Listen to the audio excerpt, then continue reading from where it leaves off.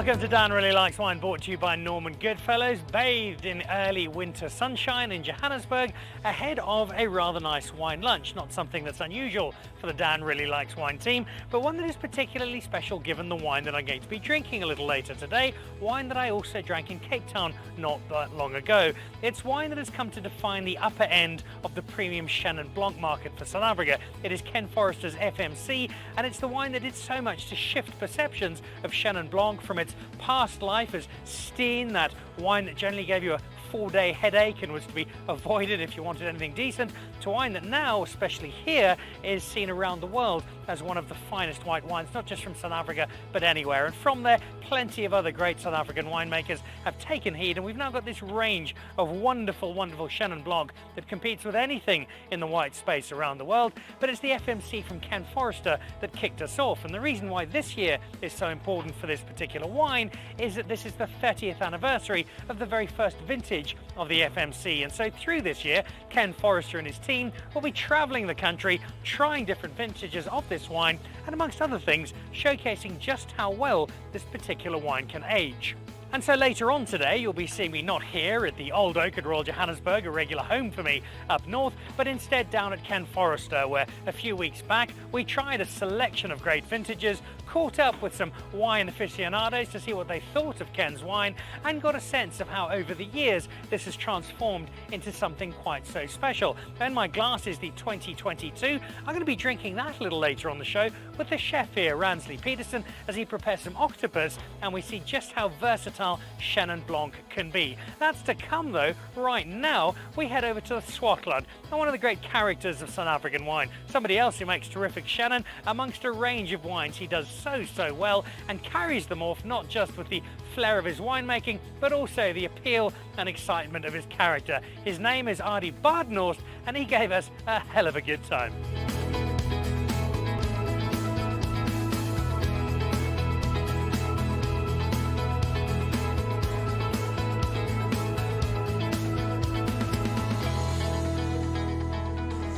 So my first experience with Dan Really Likes Wine with Adi Badenhorst was not really a good one. He was supposed to be on my show and just never arrived. Waited for him to dial in by a video call, just didn't pitch up. I ended up having a wonderful hour-long conversation with his neighbour Ibn Sadi, and then the next day I got a fax, not even an email, a fax to say that he'd gone for a walk in his vineyards and had a little nap and woken up the next day, which I subsequently discovered is the kind of thing that happens with Adi Badenhorst, who is one of the great characters but also great winemakers of South African wine. And we smoothed all of that over a bottle of Caperitif, the end of which I do not remember.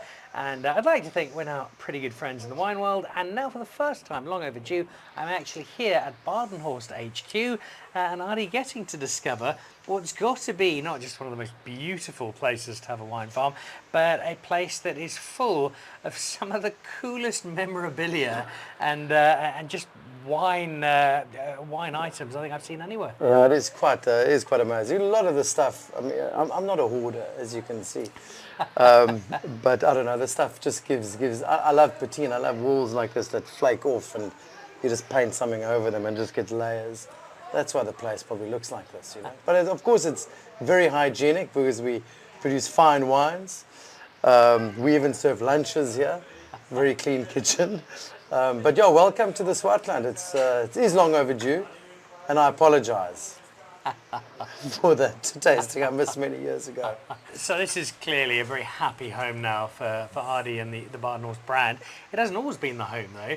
You've had quite a meandering career through the winelands, which, if memory serves, involved getting probably the lowest rating for wine ever. I remember you telling me about that. Somebody gave you like 57 for a wine. That was amazing. That is probably the lowest score any wine has ever been awarded, like, I don't know, for the last 100 years. I've still got the cutting. Yes, and yeah, so we started here in 2008. We bought this property, my cousin and I, and my wife Cornelia. And so what's that, 15, 16 years we've been here. And we farm grapes.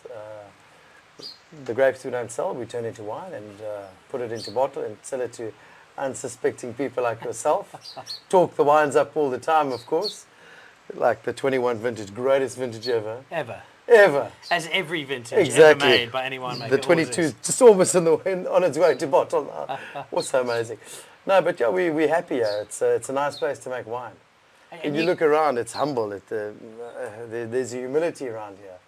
The casualness. It's also drop dead gorgeous. It's such a beautiful place to be able to call home, and it's one that you found yourself in after trying out some others, because you've got Constantia background, you've got the Stellenbosch background with Rustenburg, so there's been quite a long apprenticeship to getting here. Yeah, I grew up in Constantia. My father and grandfather farmed there, and studied winemaking. My first job, in fact, was also in the Swartland, which was then part of the Swartland, a place called Darling. And I made wine for Peter Nick Pence at Groote Post in '99. That was amazing. I remember arriving back here from London or France, wherever I'd been, driving that West Coast road, past these bushes and little snakes crossing the road and tortoises here and there, and turned off into this road. I thought, shit, what have I got myself into? But it was an amazing experience. That's where I got to know the Swartland. And then I had a stint in Stellenbosch. In Ida's Valley at Rustenburg Wines for 8 or 9 or 10 years, and then came back to the Swartland, the place we really love. And it really feels like the place you're always meant to be, because if you combine what this offers from a terroir perspective, the wine that you clearly revel in making, but also just the feel of the Swartland, the kind of atmosphere to the place, the people are here. You're obviously now very much part of the fabric, but when you first came in, I get the sense that you would have fitted in pretty quickly. Look, it does help, moving into the Swartland, that your father-in-law is an ex-Springbok. That does help. And if you drive like a buggered up bucky, and your father-in-law's, you can buy grapes for a lower price. No, when we moved in here, it was like it. We had to get to know the people. It's like going to a new town. When you want to meet people, what do? You go to the municipal swimming pool. You go and sit in the shallow end with the ice cream melting in your hands. You don't jump off the top diving board. And so when we moved in here, we moved in slowly and gently and got to know everybody. But what is amazing about the Swartland and everybody around here is the camaraderie between winemakers and between farmers. That's what makes it completely unique from a wine growing area perspective. And it doesn't take long to realise that when you come and visit, because the moment you visit anybody, within 30 seconds they're name-checking one of their neighbours because they've lent them a tractor or helped them out with some grapes. So there is that big family feel. That is. It is amazing. I mean, we borrowed, when we started out here, tractors and equipment from all of my neighbours. And it's been amazing. And we're still friends, and it's nice to see the next generation. Like I'm at that age when I see the next generation coming in. That is a scary thing, Eben's kids growing up, my kids, and Kali's children also growing up. It's nice to see that whole new generation coming in, which is amazing. And if we look at some of these young winemakers, say people like Jasper and Maris and Saki and Samantha, and people who are making wine in this area, they're making wine in a very different place to the one that you arrived in. 17 years doesn't sound like a huge amount of time, but 17 years ago, the Swartland as a wine producing area was certainly not the place it is today. No, a lot has changed. I think it was a landscape that was dominated by a few big cooperative centers mainly.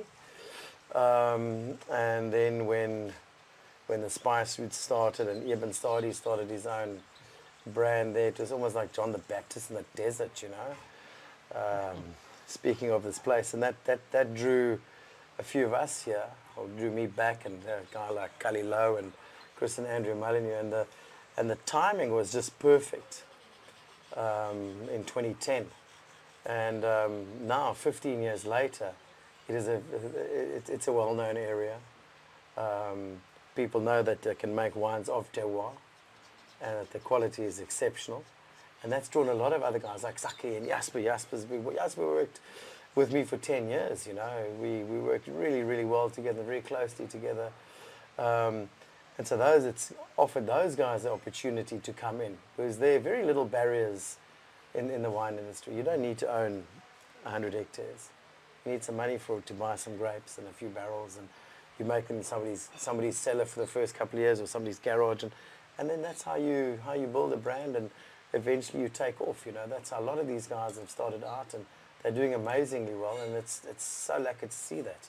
I want to ask you about Jasper in particular, because I was visiting him recently, and he makes some terrific wine, some really exciting wine, and a lot of what he's learned has been with the guidance and assistance of you. But when you talk to him, wine is not his big passion. His big passion is vinyl. And you walk into your cellar and there's another collection of award-winning vinyl and the old school record player. So he clearly learned that from you as well. No, look, I mean, Jasper is the Johnny Cash of the Swartland. He loves Johnny Cash, Did he play for you? He did indeed. He's amazing. He played in a Johnny Cash tribute band. He's amazing. So the most expensive winery equipment he had, other than the coffee machine from my failed restaurant in Stellenbosch, was our speakers.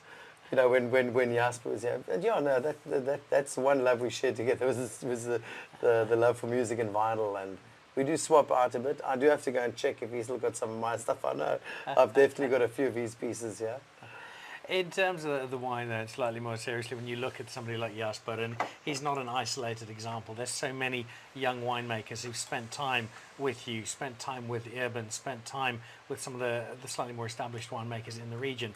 When you see the young guys coming through, this next generation unfolding, for me that must be almost as rewarding as seeing a great wine come out, that you've handed the baton over to a new wave of winemakers. Yeah. No, it is amazing feeling, and what's really nice to see is the growth in those people, in their understanding of their place and of South African wine and their terroir and their really, really good interpretation of that. Anybody can make wine, but to make wines that speak the truth of a place, it's a little bit harder. And I think that's the nice thing too. That's the kind of wines that Jasper's making, and Donovan and Saki and those guys. It's of a place, and Jurgen down the road here, amazing wines, and they've thought about these wines. They're not following a process. They're not following an ideology. They're now making the best wine they can from a particular site or a varietal. Over the years, you've been making wine here under your own name with great pride, great joy. Is there a particular vintage of a particular wine where you look back over the 15, 16, 17 years ago, you know what, of everything I've done, that particular wine, that will always put a smile on my face? Yeah, I remember 2010 vintage. 2010 was for us, we'd started 2008, 9. 2010 was a quite a stylistic change, whole bunches, nothing de-stemmed. And those wines were amazing, and they were on point, and they were quite mineral, and they were edgy. When I taste them now, I think, geez, those things are rustic, but there's a beauty in them. The later vintages, like 21 and 22, is a little bit more refined. But our viticulture has changed as well. We're getting better quality grapes, as we understand the land better, and so 2010 is for me like a watershed year, and then from 21 onwards there's been some more sort of the wines a little bit more approachable early on than they have been. But we're learning all the time. I don't know, what are we now, 2024? Huh? I think so. 2024, incredibly difficult vintage to decide when to pick. Yeah. But today's this is our last day of harvest today.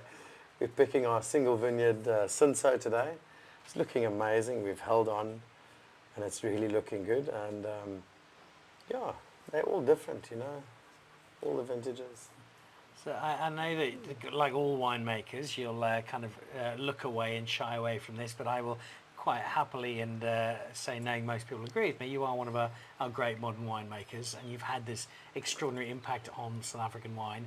If you go back to, I think it was post-Rustenburg, I think you were living in a garage, you were trying to persuade your cousin to help you buy a farm. It was a very different time.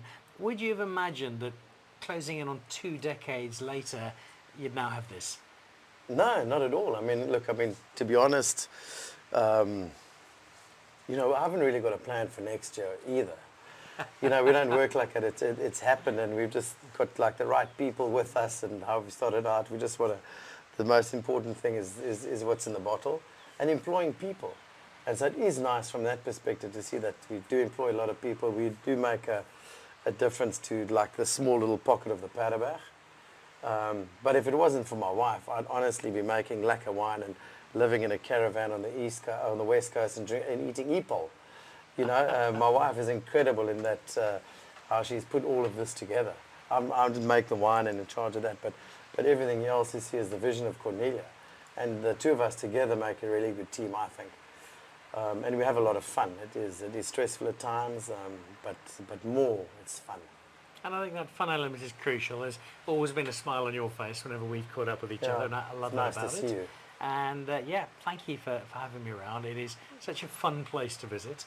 There will be many more visits, many more wine shared together. Lekker, Dan. And I am going to close with the request for a particular tasting together on the eve of Adi Badenhorst Jr. making his Springbok debut, because I believe he's one of the great young centres of South African rugby at the moment. Samuel, yeah, he enjoys tackling people, and he can catch a ball.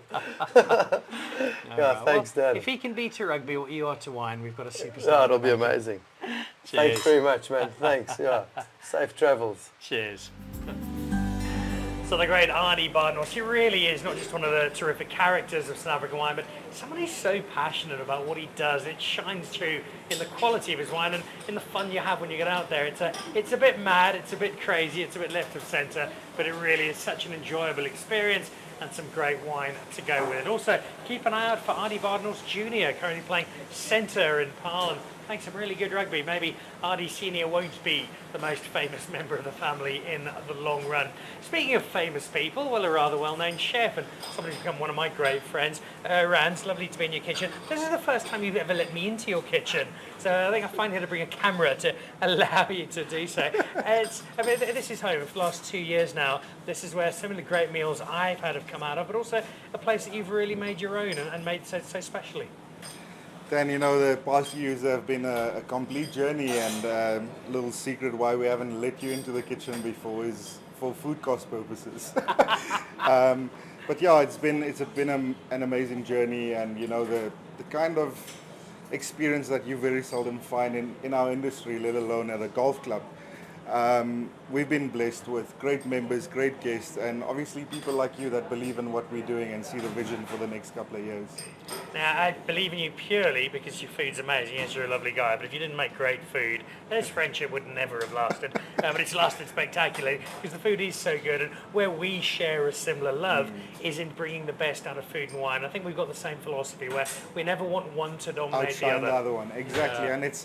And you know, food and wine, a chef goes through a whole journey to produce one plate of food, and there's so much thought that goes into it. But I think sometimes chefs discount that winemakers go through that exact same process. And we truly believe that food and wine needs to exist in harmony because they very seldom can last on their own.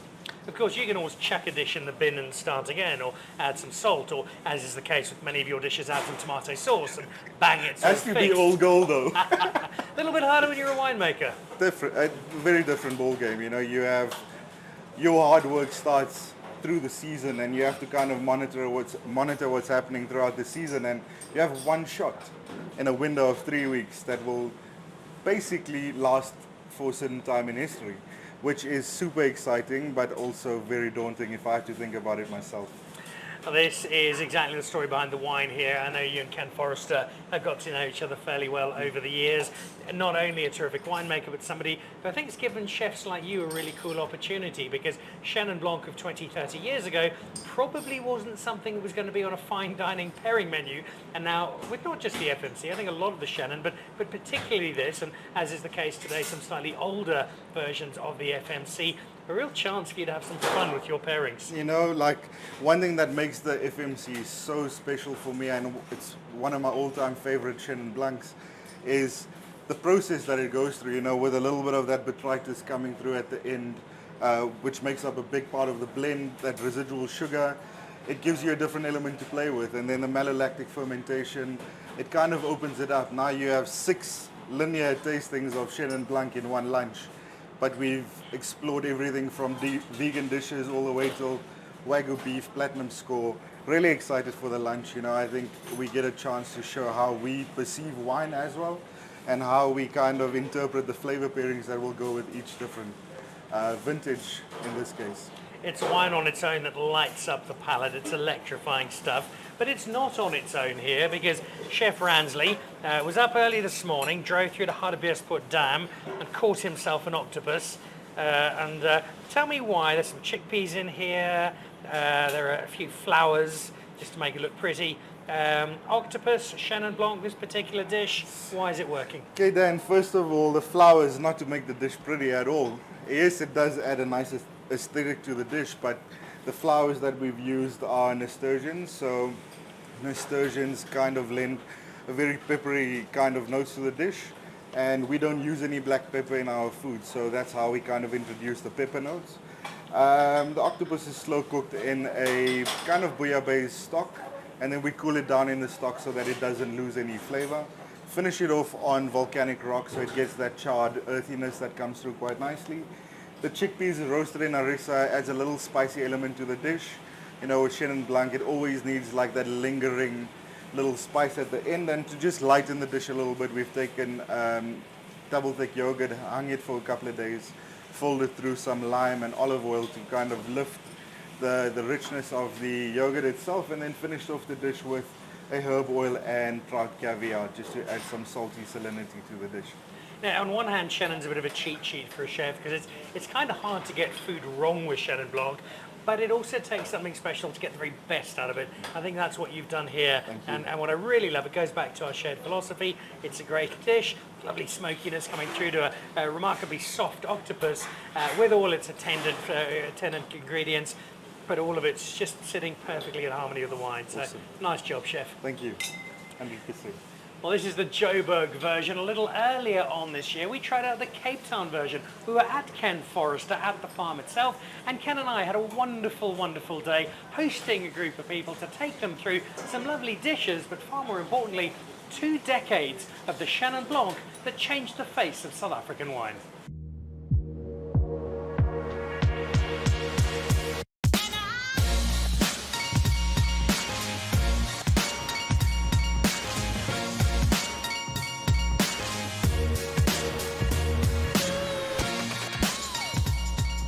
"30 years ago, the vineyards behind me were not cause for great optimism. They'd been sold at auction the preceding November 1993. The homestead here on the property had been derelict for 6 or 7 years, and the fruit itself, well, it didn't look too exciting at all. Throw in that the soils weren't great and that South Africa as a whole was in a really uncertain stage. And why on earth was anybody wanting to buy this property in 93 and try and make something of it? Well, that first vintage in 1994, 3 decades ago, kicked off what's become one of the great South African wine success stories, because the man who purchased the land was Ken Forrester, the Johannesburg restaurateur and hotelier who saw an opportunity, and boy did he take it, because now in 2024 we're celebrating not just one of the great Chenin Blancs of South Africa, but also a truly great and quite romantic South African wine story that's 30 years in and counting.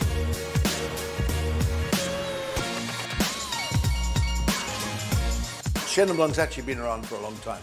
We just haven't recognized it for what it is.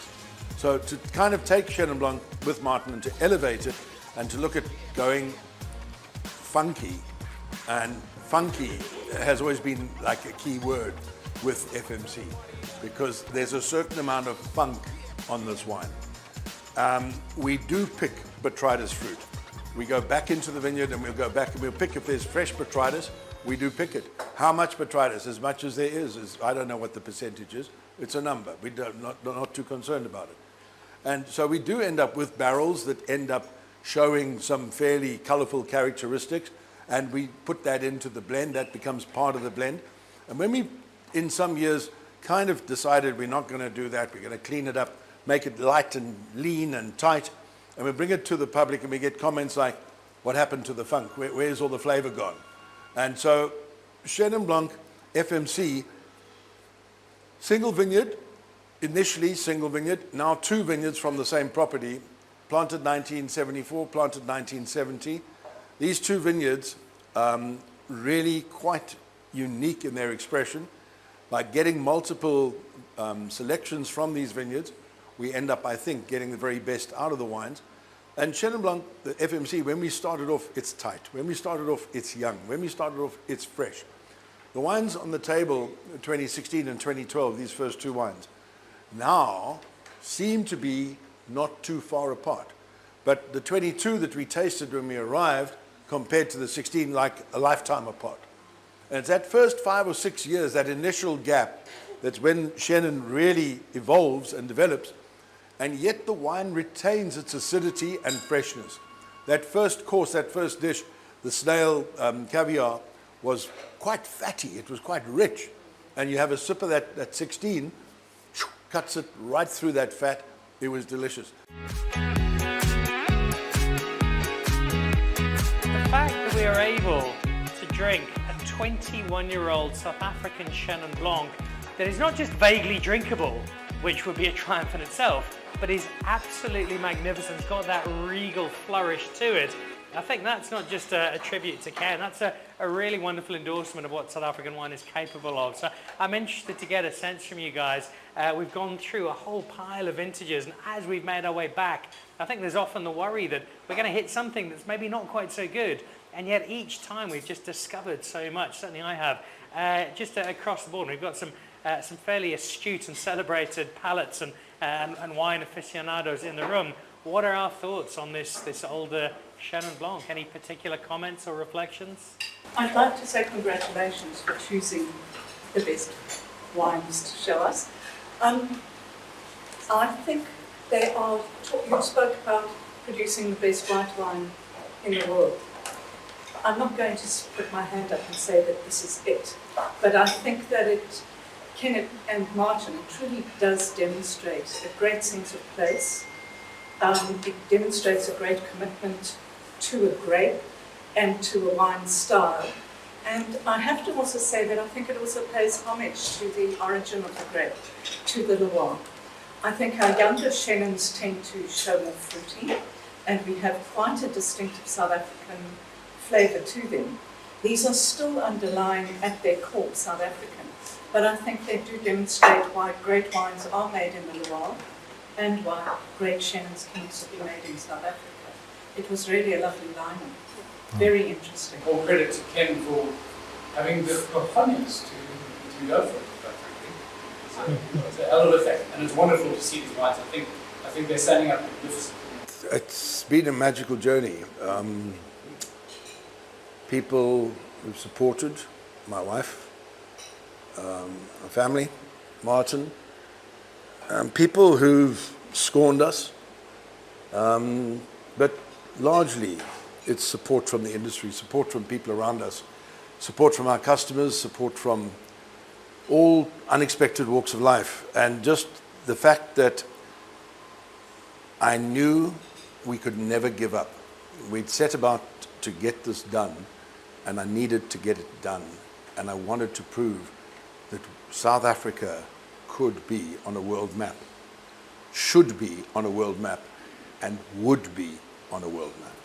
So an afternoon spent running through these vintages. Mainly you get to drink so much amazingly cool wine all over the world. Coming back to Ken Forrester to drink not just a great South African wine, but a great South African varietal in Chenin Blanc, and to drink these old vintages, going back in this case 2 decades. For you as a wine writer, how much is this putting a smile on your face as a great South African endorsement? Well, a huge smile, in fact. I mean, I was supposed to be home 5 hours ago, and yet I'm still here. I think an important thing to note about this tasting is that it was done in magnums and under cork, not natural cork, DM, whereas the single bottlings are under screw caps since 2005. So there's a marked difference in the FMCs that are in magnum to the ones in varietal bottlings. But that being said, what I loved about this tasting was the fact that the vintages were so clear to me.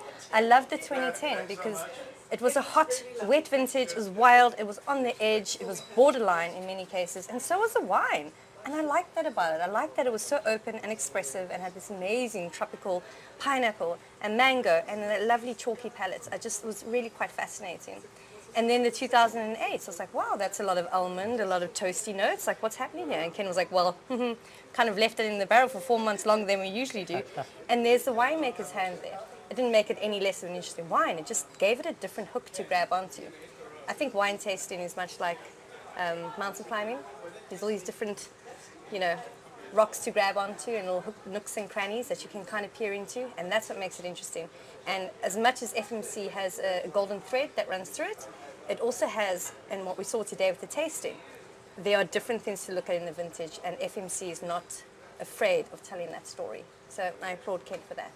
Is that story starting to change the broader South African perception? You and I get to drink cool wine a lot, but for most people, are they seeing Chenin Blanc as A, premium wine, and B, something that's worth investing some serious money in buying? Well, the thing about Chenin Blanc, and especially in South Africa, is that we have such a proliferation of it. I mean, we have an embarrassment of riches of Chenin Blanc, especially old wine. I mean, you look at producers like Stellenrist, who can produce a bottle of Chenin Blanc for 80 Rand, and there'll be old vine Chenin in there. And he's not alone. You look at the West Coast, you look at these huge co-ops like Claver and Lutzville, and yes, sure, they're not premium producers, but they have a lot of old vine Chenin, and you can pick up a bottle of theirs and it'll be supremely surprised. So this is the value factor that I think a lot of South Africans are missing about Chenin Blanc. You can pick up some seriously fine wine for some really good value. The wine is exceptional, we know that. It's driven in no small part by the force of personality of the man who lends his name to this bottle. How key has Ken Forrester been, both as the person behind the brand, but also as just a rock star of South African wine? Who Ken? No. No. Absolute wallflower, Dan, you know that. Never says a word. You definitely don't notice when he walks into a room. Yeah, Ken, you know, Ken has an unabiding passion for wine. He has an unabiding loyalty to this country, to his family, to his dogs, to Chenin Blanc, and that kind of passion is engaging, it's magnetic, and that's the kind of person he is. And yes, he's done a pretty good job of making wine, but that's just one part of the job. He's ticked every other box too, and it's all the stuff I mentioned now, and he continues to be a driving force for South African wine, South African Chenin Blanc, and I look forward to the next 30 years. Cheers to Ken Forrester. Cheers. Well, as you can see, that was a really good time with Ken and his team down at the Forrester Vineyard. Such a lovely place, also such a warm and inviting place to spend time in. And generally one where you'll probably have one or two more glasses than you initially set out to, such as the quality of wine and the warmth of welcome.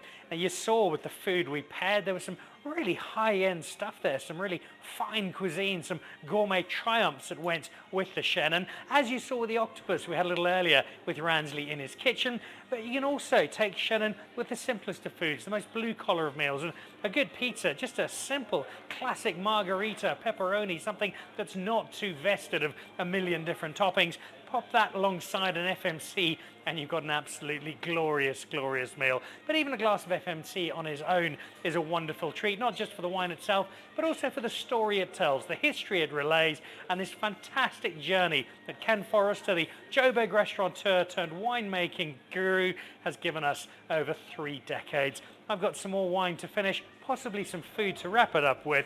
Thanks for joining us on Dan Really Likes Wine, brought to you by Norman Goodfellows. And if you do anything this week, find a glass of FMC.